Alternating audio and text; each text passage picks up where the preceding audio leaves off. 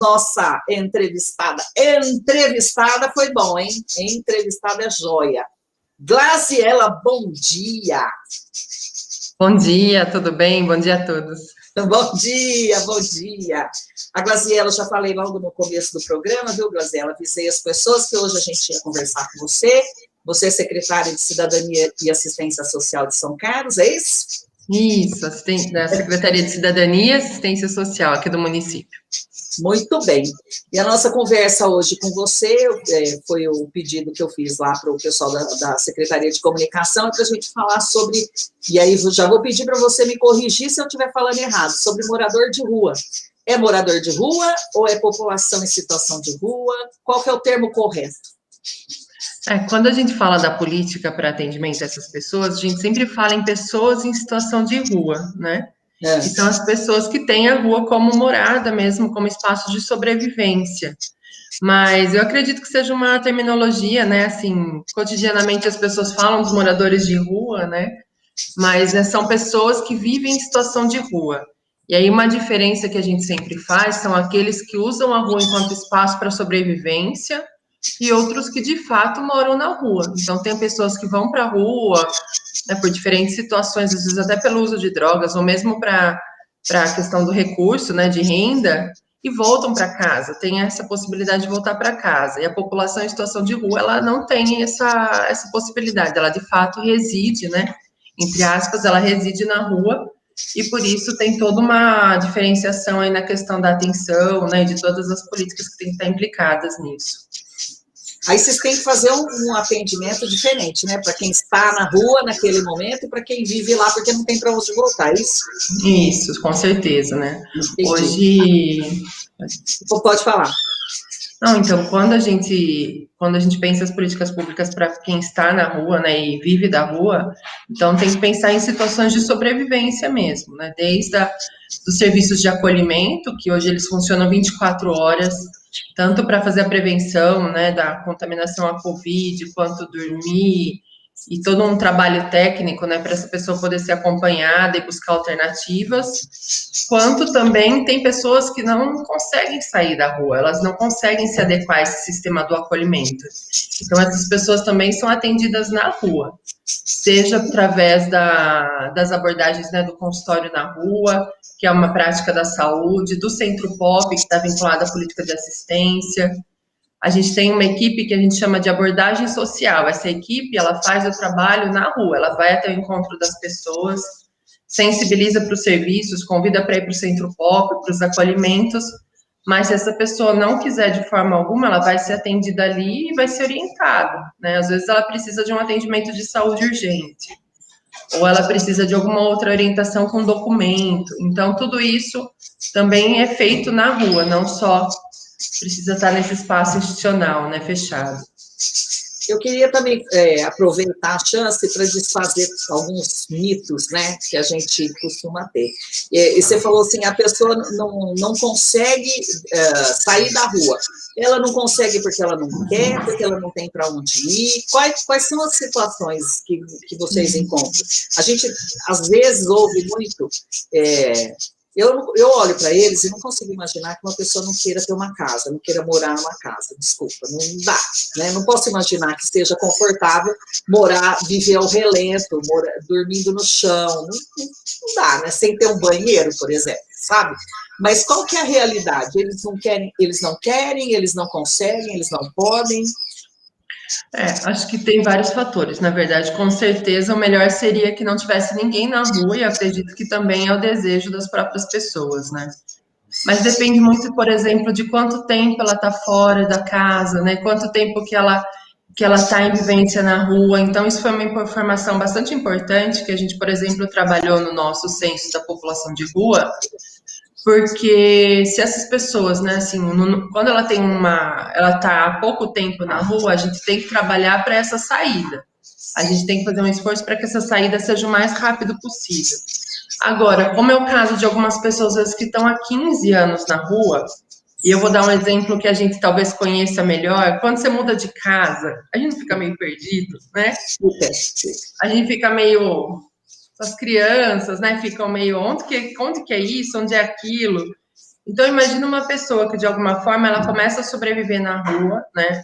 Ontem nós tivemos uma visita importante, foi muito interessante, nós recebemos uma das pessoas do Movimento Nacional de Direitos da População de Rua, e ele falava disso, que muitas vezes a pessoa, ela bebe, né, o álcool mesmo, para poder dormir, não é que ela dorme porque ela gosta de beber, não é isso, ele falou, mas ele contou na experiência dele, ele falava para mim, olha, eu bebi muito tempo, porque eu não conseguia dormir se eu não tivesse sob efeito do álcool, porque eu via, né, uma pessoa chegando perto de mim, eu via vulto que ele podia ser roubado das próprias pessoas ali, ou ele podia sofrer uma agressão. Então, essa questão do medo, imagina, né, ninguém está confortável na rua.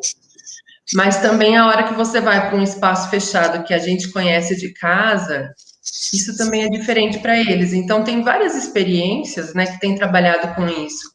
Por exemplo, agora, durante a pandemia, a gente abriu os serviços 24 horas, mas a gente também teve que ter flexibilidade para algumas regras para as pessoas saírem e voltarem, né, poderem ter esse trânsito pela cidade, porque ela está acostumada, é um outro jeito de sobreviver. Então, muitas vezes, né, não é que, eu não quero de forma deliberada, mas tem um processo de adaptação, até de convivência de grupos, né? As pessoas vivem, eles se agrupam, né, por determinadas características. Então, uma série de questões que estão relacionadas a isso. Olha, a ideia de trazer você é da Ariane, ó. A Ariane perguntou semana passada a respeito dos moradores de rua e do atendimento a esse público, né, a esse grupo de moradores aqui em São Carlos, agora em tempos de pandemia. E no dia a Glorinha mandou para mim, né, porque ela estava ouvindo também o programa, ela mandou para mim as explicações, contou como é que está o atendimento. Eu falei, mas esse é um assunto interessante para a gente falar, né? Porque as pessoas têm, muitas vezes, uma noção errada do que é viver na rua, de qual é o atendimento. Às vezes, olha, vê aquele monte de morador de rua em determinado ponto, um monte que eu estou falando aqui em São Carlos, 5, 6 para nós já é um monte, né? E a gente não está acostumado com morador de rua em grande quantidade mesmo, graças a Deus. E aí eu falei assim, bom, então vamos conversar com a Graziela, né? E aí, Ariane, a pauta é sua. Ai. Graziela, agora na pandemia, houve um crescimento dessa população na rua, não tivemos exatamente esse aumento, não foi significativo? Como é que vocês têm percebido isso? O que tem acontecido, que a gente tem observado, a gente começou, já tinha o trabalho, né, dos serviços. Em março, quando começou toda a questão, março do ano passado, aqui até a Covid, todas as medidas necessárias, nós fizemos um planejamento mesmo para evitar a catástrofe. De verdade, a gente pensou nessa questão. Então, estou te dizendo isso, né, para até explicar um pouco do que a gente foi fazendo. A gente optou em fazer um modelo de acolhimento com as pessoas, de trazê-las, né, de poder dar suporte. E aí foi muito importante a ação com a saúde, porque eles tomaram a vacina da gripe, da H1N1, eles tiveram todo um cuidado de atenção mesmo em saúde, então isso fez muita diferença. O próprio uso de máscaras. As equipes de saúde foram até eles, é isso? Isso, o consultório na rua vai até eles, né, faz ações com a gente também nas praças e tudo mais. E nesse sentido a gente trabalhou dessa forma. O que a gente percebeu que foi muito difícil. Algumas cidades fecharam, que a gente chama de trecho, né? As cidades também foram se fechando, e aí uma certa população que a gente chama de imigrantes ficaram circulando entre as cidades. E São Carlos vira facilmente um ponto de rota. Então, seja de Ribeirão Preto, ou vindo da capital e passando aqui para ir para Minas, para ir para outras regiões. Isso é muito difícil porque não é o planejamento da cidade, né? Você tem um planejamento para atender essas pessoas que estão aqui. A gente tinha acabado de fazer o censo, então a gente tem um número de pessoas em torno de 240 que estão na rua. Mas é o que a gente percebeu. 240 pessoas vivendo na rua. Vivendo na rua e também, na verdade, no censo a gente colocou as pessoas que já estavam nos abrigos também. Então, em torno de 140, 150 pessoas já também participaram do censo pelo perfil, mas já na questão dos acolhimentos para pessoas em situação de rua.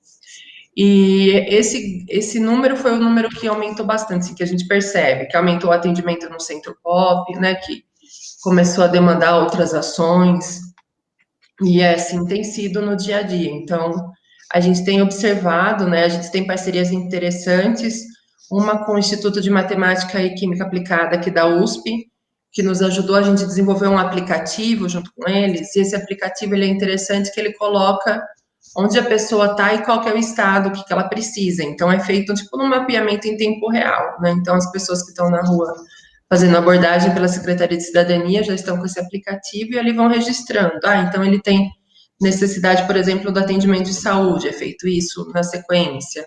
Não, aqui foi Isso que é trabalhado. capital da tecnologia, hein? A gente tem tentado trazer a tecnologia também para o social, né? Porque não é. E acho que isso faz parte, né, Estela, de toda a questão mesmo de trazer a política pública enquanto direito, enquanto conquista. Então, tem sido um trabalho, muitas vezes, até um pouco incompreendido, né? Assim, às vezes a gente recebe ligações de, tem que tirar a pessoa de tal lugar. A gente vai e faz todo um processo de sensibilização, mas nenhuma equipe vai lá e obriga as pessoas a saírem, né? Esse Nem é um é dos legal, né, Glaziela? Não, Nem é não, legal, né? É ilegal você tirar a sim, é pessoa. legal. Ela não cometeu nenhum crime, ela está ali numa praça, por exemplo, não está de acordo com a lei tirar ela de lá à força. As Existem pessoas, às vezes, acham que a prefeitura não faz isso, ou que os órgãos públicos não fazem isso porque não querem ter trabalho, né? Mas não é essa a situação. Não. Existem situações, por exemplo, de zeladoria, né? Tem que ser cuidado, não é uma prática hoje aqui na cidade está vinculada aos serviços públicos. Então, tem a limpeza das praças, a manutenção, você tem que ter esse cuidado, né? E normalmente a gente acaba estando juntos para poder conversar, porque essas pessoas têm direito aos seus pertences. O que é isso? Cobertores, as mochilas, documentos, então tem que ser respeitado tudo isso, elas mantêm, né? Um fato interessante, por exemplo, é que na casa de passagem, hoje que é um dos nossos serviços, a gente tem um canil, tem um espaço reservado para que eles possam colocar seus cachorrinhos, né? Levar os cachorros para lá também, porque às vezes isso é um fator. A gente já viu situações que a pessoa entra no serviço e o cachorro fica paradinho ali na porta esperando essa pessoa. Isso é fato, né? Então, na reforma, a gente fez uma reforma de 2019 para 2020 da Casa de Passagem, conhecida como albergue noturno. E nesse espaço, então, tem lá o espaço do canil também, para eles, um espaço individualizado para cada cachorro, né? Tem que pensar até no doguinho do sujeito, é isso? Tem. Muito bem, gostei disso. Achei bem legal isso. Ô, Glaziela, me fala uma coisa. Eu queria que você dissesse, se você fizesse essa gentileza de dizer quais são os serviços que estão hoje disponíveis, o que é oferecido em cada um deles. Tá bom.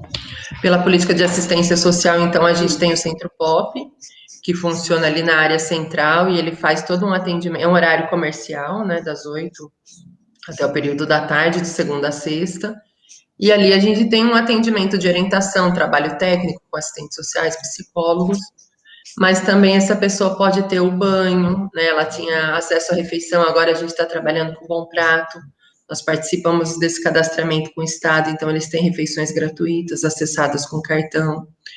Também na época da pandemia, a gente, assim, o ano passado, na parte mais intensa, a gente fez distribuição de muita alimentação, mesmo para quem não queria ir para os serviços, foi trabalhado isso nas pessoas que estavam na rua. Além do Centro Pop, a gente tem, né, então, as equipes, né, e o trabalho da equipe de abordagem social, que é essa equipe que está vinculada ao Centro Pop, são funcionários do Centro Pop também, servidores públicos, e que vão para a rua e fazem esse trabalho na rua, como eu já expliquei anteriormente. E a gente tem 2 serviços principais nesse momento para acolhimento da população em situação de rua.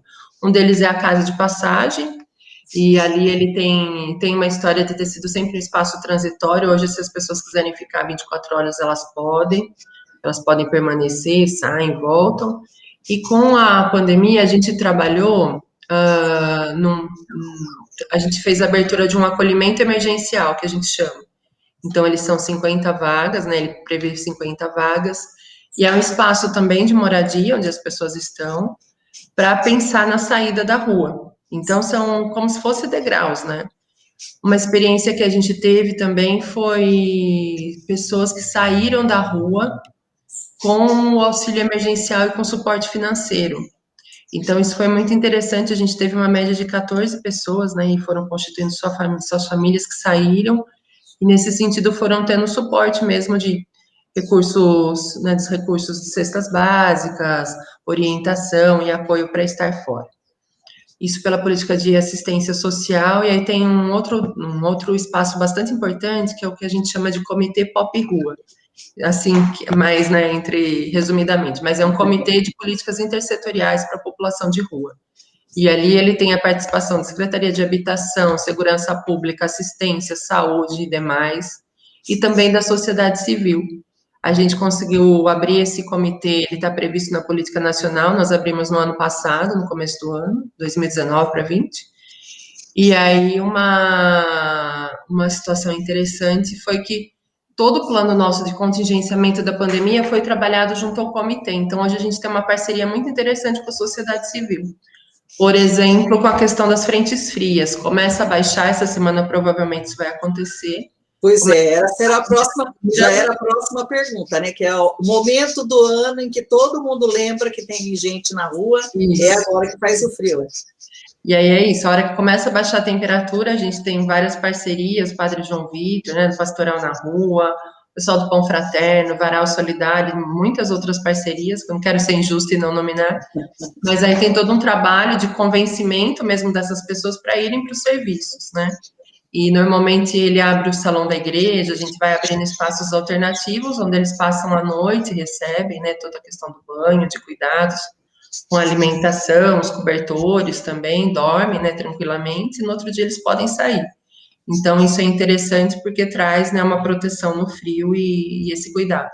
E até contar, porque muitas vezes tem pessoas que não querem ir para abrigo também, então é feita distribuição de cobertores, né, para que ela possa permanecer em segurança mínima ali no espaço. Um serviço interessante também que a gente tem na cidade, que é pela Secretaria de Saúde, é o consultório na rua. E ele tem feito muita diferença nesse sentido de proteção mesmo das pessoas, né, de proteção da saúde. A gente avaliava outro dia, por exemplo, que diminuiu muito o nosso número de pessoas internadas com pneumonia. Por quê? Porque esse trabalho ele vem sendo sistemático. Aí tem parceria com a Universidade Federal, existe um ambulatório, agora com a pandemia está mais complicado, mas que era um ambulatório para atendimento de mulheres, de trans também na rua, para ter um atendimento especializado de saúde, né? Então, são uma série de parcerias que a gente vai fazendo, e aí, dependendo das situações, tem essa articulação com serviços públicos, com a Guarda Municipal, né, que também tem que ter muitas vezes sempre um ponto aí, né, de questão, mas que tem que ter um cuidado, questão da segurança mesmo, né, da própria preservação das pessoas. E com a Secretaria de Saúde também a gente tem tido o CAPS-AD junto, né, o CAPS é um serviço que trabalha com as situações de dependência, né, então não dá para dizer que é a totalidade, mas muita gente também vai para a rua pelo uso abusivo, né? Uma coisa está ligada à outra, ou de alguma substância, ou do álcool, ou dessa fragilidade de vínculos familiares. Então, é um trabalho que ele precisa ser integrado. E a gente tem chamado para mais perto também a Secretaria de Trabalho, Emprego e Renda, né? Tanto para as pessoas fazerem cursos, quanto também para vagas. Eu vi aqui nas questões da vacina de Covid, essa é uma questão que a gente tem se debruçado, porque na cidade, tanto os servidores da pasta da assistência social, quanto a população de rua ainda não foram vacinados. Então, a gente tem uma equipe de trabalho desde março, sem parar, indo para lugares que existe contaminação, a gente não deixa de atender, né, porque tem uma suspeita, mas que não estão vacinados. Então, o nosso investimento em EPI, né, em máscara, face shield, que é aquela máscara de acrílico, até com avental, às vezes, para fazer visita domiciliar, é bastante grande para evitar, mesmo que isso aconteça com os servidores, né, que estão trabalhando. E agora, provavelmente, deve acontecer essa atenção à vacinação da população em situação de rua com a vacina Covid. É o que a gente espera, que a vacina seja para todos, né, mas... a gente queria que fosse para todo mundo, né? A minha, talvez o mês que vem, né? Hoje eu vou tomar da gripe. Estou já prontinha para ir me vacinar, inclusive. Graziela, a Karina Granado mandou um abraço para você, mas mandou lá pelo WhatsApp, que ela também está assistindo. Mas o que eu queria, eu tenho duas perguntas ainda para você, que a gente já correu rápido essa entrevista, hein? Passou depressa. A primeira delas, que é um questionamento da nossa pauteira de hoje, que é a Ariane, fez a pauta de hoje, né? Ela pergunta se nós temos casos aqui em São Carlos de famílias morando na rua por conta da crise econômica, né? De não ter condição de pagar um aluguel, de não ter onde ficar, né? E aí, na sequência, eu vou fazer a última pergunta, que tem tudo a ver com essa, mas se você puder responder a questão da Ariane, eu agradeço. Não, com certeza é importante, mas a Mariane está trazendo pautas interessantes, porque a gente tem na cidade áreas de ocupação, que muitas vezes estão ligadas a essa dificuldade de pagar o aluguel e tudo mais, e as pessoas vão para áreas que se organizam, né, em moradia precária, mas esse ano, no final do ano passado e esse ano, tem chegado famílias inteiras na rua, né? E a gente tem, enquanto equipe, se desdobrado sobre isso, porque é uma realidade nova para São Carlos, e são famílias que é isso mesmo, tem criança junto, tem pessoas ali, né, numa situação muito difícil, então a gente tem dado suporte. A Casa de Passagem, ela é um serviço de acolhimento que ele prevê acolhimento de pessoas sozinhas, mas também famílias. E aí a gente tem cuidado, muitas vezes, se essa é a primeira resposta, temporária, mas a primeira resposta, a gente tem espaços preservados em quartos individualizados. Então, eu ia perguntar isso, elas têm que ficar separadas, as famílias, ou não? A gente tem que tomar muito cuidado, porque se você tem criança, né, então, assim, é possível fazer esse alojamento lá, mas você tem que ter uma série de outros cuidados, de estruturação. E aí, o que a gente tem trabalhado, muitas vezes, é outras alternativas, com rede de apoio, né, com suportes que tanto a assistência pode dar, quanto outras políticas, mas é uma situação que nos preocupa muito. A gente vê, né, quem tem acompanhado aí essa situação em São Paulo, as famílias morando em barracas, famílias com crianças pequenas, né? Então é uma situação que a gente tem tentado evitar, mas ela já chegou, pelo menos 3 famílias chegaram para a gente nessa condição, de se deslocar da sua moradia e não ter mesmo para onde ir. E aí é tudo um outro complicado, processo. Né? Eu fico imaginando que é complexo mesmo, né? Não é um atendimento simples esse. Não. Mas aí a minha última pergunta, mas não menos importante que as anteriores todas, o que a gente faz? Nós temos sempre um questionamento, né? Eu vejo muito isso na comunidade espírita, por exemplo. O certo é dar que a gente chama de esmola, né? Que não é mais uma esmola, mas a gente ajudar a pessoa com recurso, com alimento, enfim. Ou a gente não deve fazer isso e deve encaminhar ao atendimento da Secretaria de Cidadania. E uma coisa que a gente tem visto muito nas redes sociais, e eu já aproveito para fazer um alerta, porque eu tenho visto o mesmo texto sendo compartilhado por diferentes pessoas, dizendo a minha irmã tem 4 filhos e ela morreu porque teve alguma coisa, uma doença, que pode ser Covid, câncer, eles mudam isso no texto, e aí o meu cunhado ou meu irmão veio com as 4 crianças aqui para casa, mas ele não aguentou a pressão, ele se matou, e agora eu estou com as 4 crianças aqui para cuidar. Eu já vi esse mesmo texto, né, com essa mesma estrutura, de pessoas diferentes, em vários grupos de rede social, chegando pelo WhatsApp.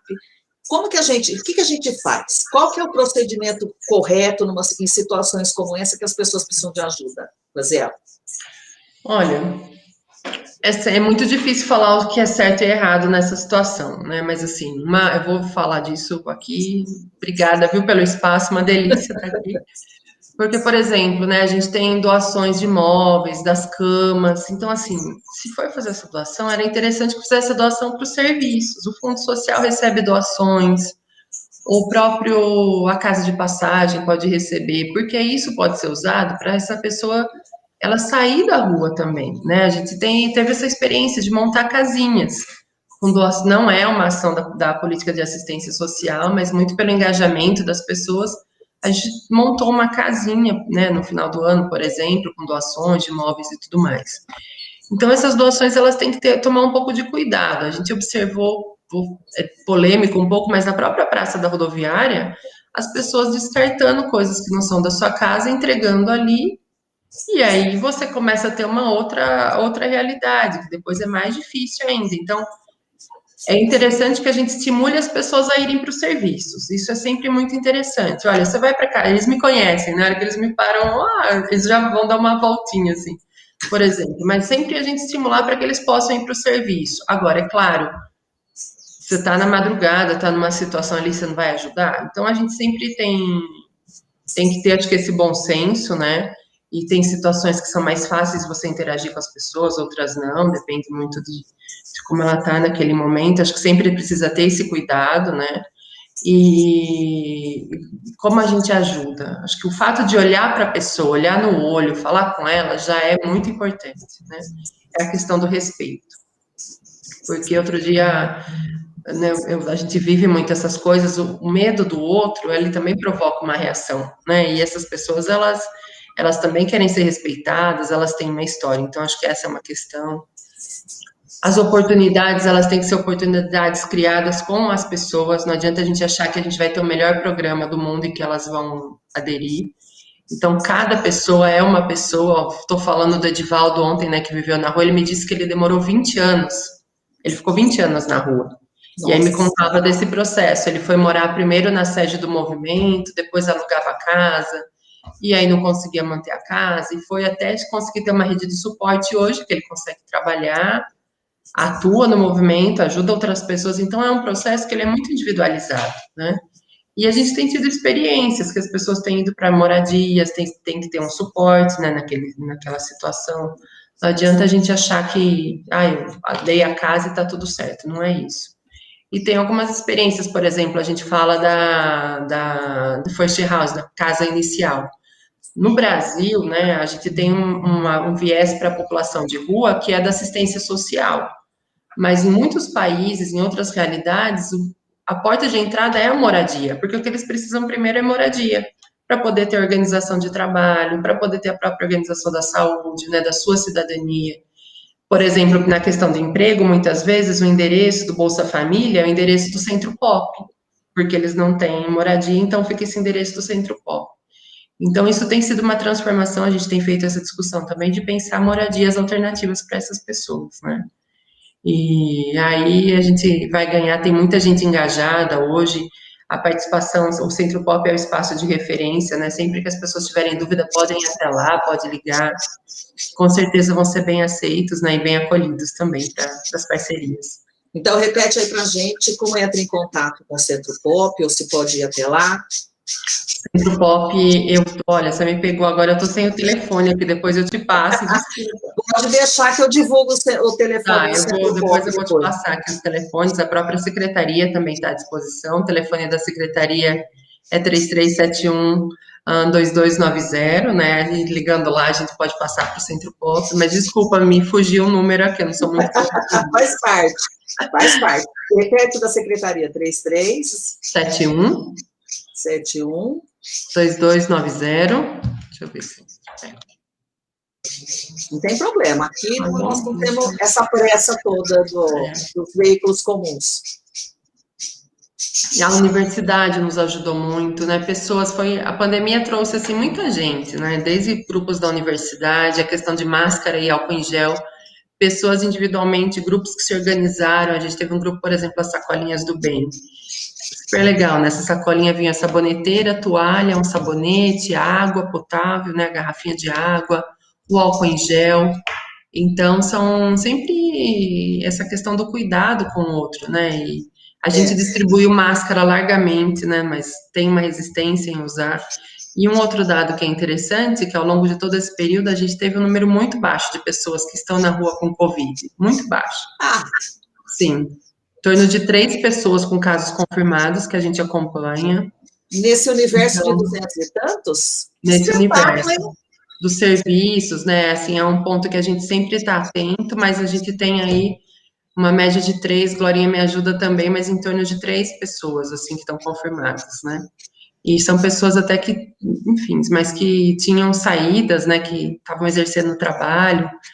Então, graças a Deus, nenhum foco dentro do serviço, né, de acolhimento, mas é interessante porque é isso, né, as medidas preventivas, elas acabaram dando um efeito bastante importante também. Eu achei o endereço do Centro Pop, São João obrigada. 18, é isso. Isso.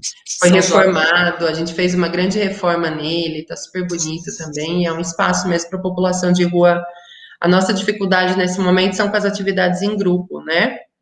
E então elas não estão acontecendo, mas é um espaço de referência, né, de atendimento. Espera que eu perdi aqui, ó.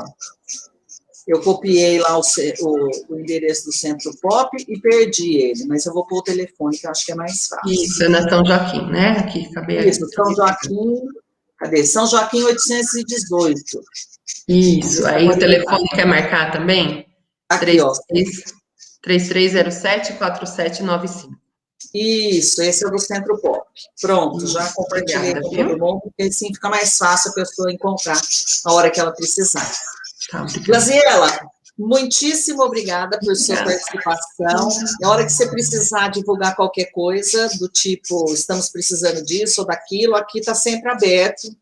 O Bom Dia Café tem um viés um pouco diferente dos veículos de comunicação comuns, né? Os mais, ou pelo menos os formais, não os comuns, mas aqui a ideia é passar boas notícias, né? O primeiro escalão é para as boas notícias. E depois a gente vai para a prestação de serviço, algumas reflexões. De vez em quando eu boto uma pimenta no meio do café também, que é bom. Viu? Mas o trabalho de vocês, a gente já se conhece faz tempo, né? Não é, faz muito tempo, aliás, desde do Salesiano, né? E essa é a primeira entrevista, olha só que coisa. Muito obrigada, eu acompanho o jornal, viu? Eu sempre acompanho, parabéns também, ele tem sido, acho que uma ponta de esperança nesse universo, é muito importante a forma como você tem comunicado também as notícias, né? É bom, né? A gente precisa levar ter um equilíbrio, né? A gente vai atrás do hard news, que é o que, como a gente chama no jornalismo, que são essas notícias mais pancadas, que tem essa pegada de factual, morte, essas coisas todas, mas você tem que ter o outro lado também, né? E eu sentia a falta do outro lado, até quando eu estava trabalhando, então, em redação. Aí eu falei, bom, já que agora redação pode ser qualquer lugar, então vou fazer meu quintal, uma redação. Uma delícia, os passarinhos, né? Nossa, eles estão doidos aqui hoje, viu? Eles costumam cantar, mas hoje, especialmente, eles pegaram o meio aqui hoje. É muito bom. Não, e sabe, Stella, é importante porque a gente tem que falar, né? Tem pessoas lutando no dia a dia, né? Assim, os servidores, a gente está na secretaria com um número reduzido de pessoas, mas apesar disso, muito engajadas, né? Então, eu tenho uma gratidão também a todos os servidores, né? As organizações da sociedade civil que são parceiras, os grupos, porque tem muita gente no dia a dia que tem feito a diferença, né? Que tem trabalhado conosco, que tem feito muita diferença para que isso aconteça. Senão, a gente com certeza teria uma situação muito mais difícil, né? E é bom saber também, né, que tem muita gente procurando vocês para doação, para participar de alguma forma do trabalho, né? A gente acha que a parte ruim do ser humano é sempre maior do que a parte boa, né? O que não é verdade. Eu falo sempre, né, que os ruins sabem bater no tambor, né? E os bons ficam mais quietinhos. É só essa diferença. Mas os bons são sempre em maior número, eu tenho certeza disso. Com certeza. Obrigada de novo, tenha um bom dia de trabalho, que o seu eu sei que é longo. Obrigada, viu? Para vocês também, tudo de bom, bom dia. E obrigada por atender tão cedo, né? Não está no horário de trabalho. Não tem problema, não. Obrigada, viu, querida? Até mais. Beijo, gente. Obrigada. Beijo, tchau.